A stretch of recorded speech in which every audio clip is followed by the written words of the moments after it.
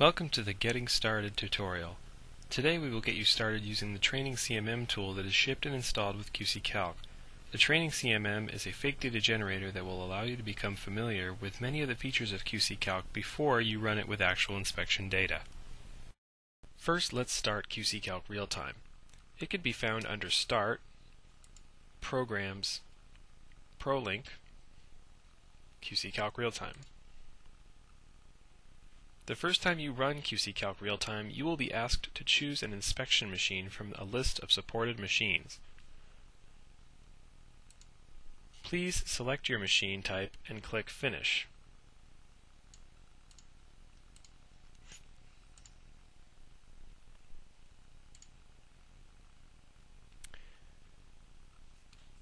To help you set up your CMM to export inspection results, we will automatically show you machine-specific help. For now, we'll close this help screen since we are going to use the Training CMM.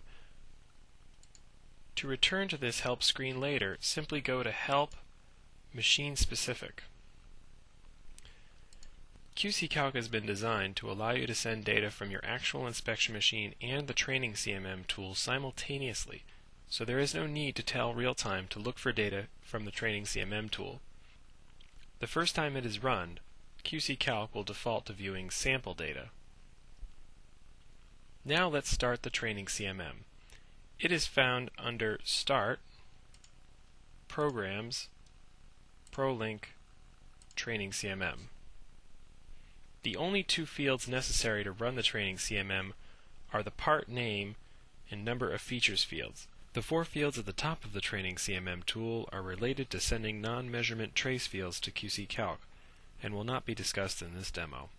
For part name, type something that will not interfere with any production part names. For now, use myTest1.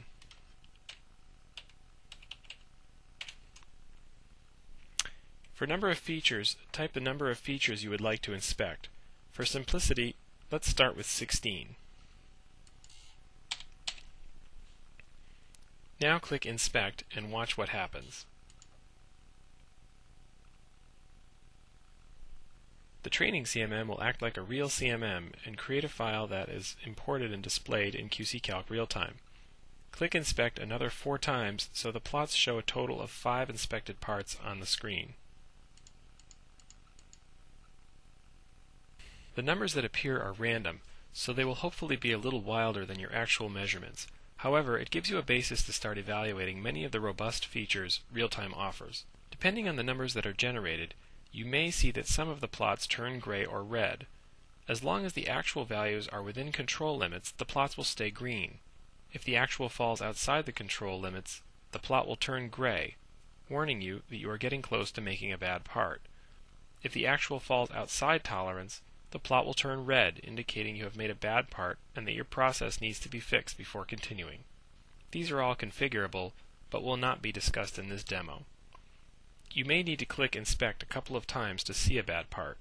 Once you see a bad part, double-click on the plot to zoom in and take a closer look.